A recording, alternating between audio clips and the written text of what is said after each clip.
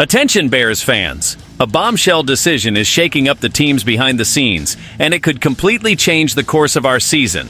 The offensive line, which struggled so much last year, is at the center of discussions, and a veteran has been identified as essential for 2025. But is this choice really what the team needs?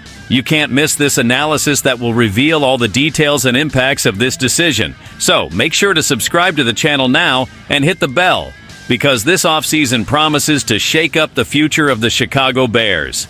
The Chicago Bears have made it clear the offensive line will be the top priority this offseason.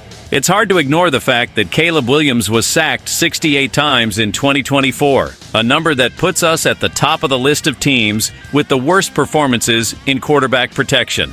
Aside from right tackle Darnell Wright, no one else on the offensive line showed enough work to secure a starting spot in 2025. But amidst this mess, a name emerges that could be the thread of hope: Matt Pryor, the guard who, according to Pro Football Focus, the Bears simply cannot afford to lose. And look, he wasn't just anyone. Pryor had an impressive pass protection grade of 7.8.1, the second best among all qualified guards, trailing only Quinn Meinerz of the Denver Broncos.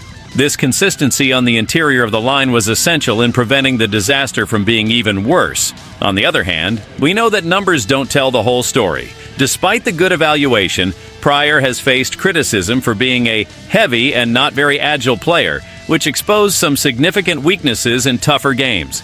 He wasn't a disaster, but he also wasn't a standout. However, with the lack of high-level options on the market, Pryor stands out as one of the few reliable names on the current roster.